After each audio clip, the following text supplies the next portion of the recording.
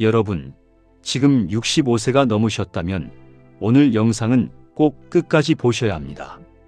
왜냐하면 지금도 주민센터에서 신청만 하면 받을 수 있는 돈과 할인 혜택을 몰라서 몇 년째 그냥 지나치고 있는 어르신들이 정말 많기 때문입니다. 실제로 어떤 분은 휴대폰 요금 할인이나 지원금을 받을 수 있었는데도 아무도 알려주지 않아서 몇 년 동안 그대로 손해보고 계셨다고 합니다. 더 중요한 건 이런 혜택들은 국가가 먼저 전화해서 알려주는 경우가 거의 없다는 겁니다. 즉, 내가 직접 확인하지 않으면 그냥 모르고 지나가는 경우가 많습니다. 특히 많은 분들이 나는 집이 있어서 안 될 거야. 국민연금 받으니까 해당 없겠지. 이렇게 생각하시는데요. 막상 주민센터 가서 조회해보면 생각보다 받을 수 있는 혜택이 정말 많습니다. 그리고 주민센터 가실 때 꿀팁 하나 드리겠습니다. 휴대폰 요금 고지서, 전기세나 가스비 고지서를 같이 챙겨가시면 직원이 바로 조회하고 연결해주는 경우가 많아서 훨씬 편합니다. 오늘은 단순 소개가 아니라 어디서 신청하는지, 실제로 얼마나 도움되는지까지 현실적으로 말씀드리겠습니다.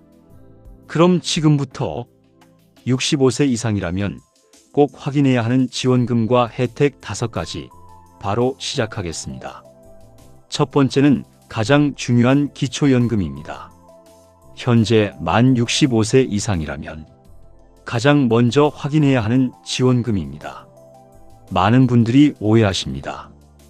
국민연금 받고 있으니까 안 된다. 집이 있으니까 탈락이다. 자식이 있으니까 해당 없다. 그런데 실제로는 오래된 집 한 채만 있거나 소득이 많지 않은 경우에는 수급 대상이 되는 사례가 정말 많습니다. 특히 중요한 건 기초연금은 자동 지급이 아니라는 겁니다. 직접 신청해야 합니다. 신청은 주민센터나 국민연금공단에서 가능하고 보통 신분증과 통장만 가져가도 기본 상담은 받을 수 있습니다. 그리고 여기서 꼭 기억하셔야 할 게 있습니다.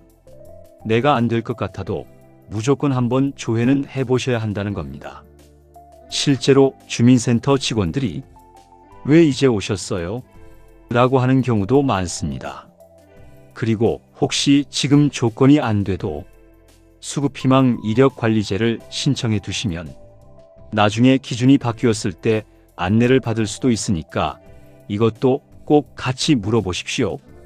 또 혼자 사시는 어르신들은 노인 맞춤 돌봄 서비스나 화재 낙상 감지 센서를 설치해주는 응급안전안심 서비스도 신청 가능한지 꼭 확인해 보시기 바랍니다.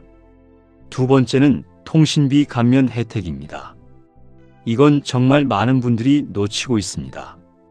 특히 스마트폰 사용하시면서도 매달 5만원, 7만원씩 그대로 내시는 경우가 많습니다. 하지만 기초연금 수급자나 복지 대상자의 경우 휴대폰 요금을 할인받을 수 있는 경우가 있습니다.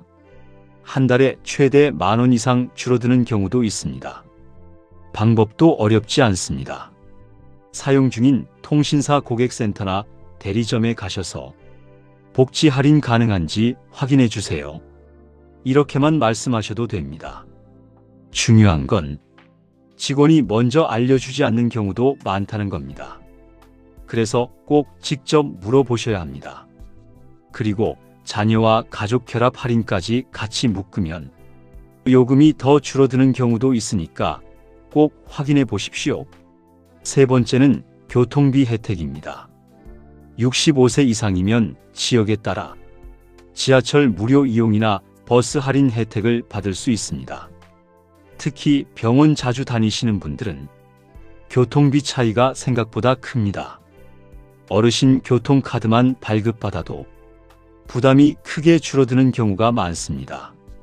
그리고 중요한 건 지역마다 혜택이 조금씩 다르다는 겁니다. 어떤 지역은 무료, 어떤 곳은 할인, 또 어떤 곳은 별도 지원금을 주기도 합니다. 그래서 주민센터 가셨을 때 노인 교통 지원 혜택 뭐가 있나요? 이렇게 꼭 한번 물어보셔야 합니다. 네 번째는 의료비와 건강검진 지원입니다. 많은 어르신들이 병원 가면 돈 많이 든다며 검사를 미루십니다. 하지만 고혈압, 당뇨, 치매 같은 질환은 초기에 발견하는 게 정말 중요합니다. 보건소나 치매안심센터에서는 무료 치매 검사나 건강 상담을 해주는 곳도 많습니다. 그리고 의외로 모르시는 게 대상포진 예방접종 지원입니다. 지역에 따라 무료이거나 반값 이하로 맞을 수 있는 경우도 있습니다. 또 만 65세 이상이면 폐렴구균 예방접종도 평생 한 번 무료로 받을 수 있으니까 이것도 꼭 챙기셔야 합니다. 병원 가서 그냥 다 결제하지 마시고 먼저 보건소나 주민센터에 지원 대상인지 꼭 확인해 보십시오. 다섯 번째는 에너지 바우처와 난방비 지원입니다. 요즘 전기세와 가스비 정말 부담됩니다. 특히 혼자 사시는 어르신들은 난방 아끼려고 참고 버티시는 경우도 많습니다. 그런데 조건에 해당되면 전기요금 할인이나 난방비 지원을 받을 수 있습니다. 특히 에너지 바우처는 몰라서 신청 못하는 경우가 정말 많습니다. 신청은 주민센터에서 가능하고 접수 기간이 지나면 못 받는 경우도 있기 때문에 미리 확인하는 게 중요합니다. 그리고 여기서 정말 중요한 팁 하나 드리겠습니다.